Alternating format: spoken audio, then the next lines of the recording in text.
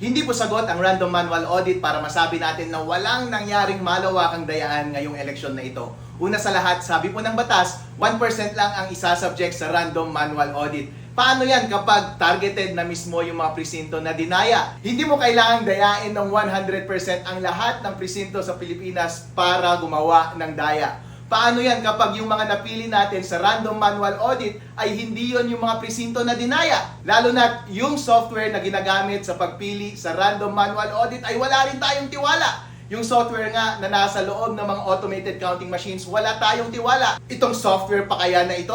Out of sa 100,000 na presinto sa buong Pilipinas, kung mamimili ka rin lang ng ira-random manual audit mo na presinto, ba't hindi na lang mano-manong draw lots para transparent yung proseso na pagpili ng mga presinto na i-audit? Hindi yung ilalagay mo pa sa likod ng isang software, hindi natin tuloy alam kung may daya yung software at ang pipiliin niyang i-audit ay yung mga presinto na walang daya.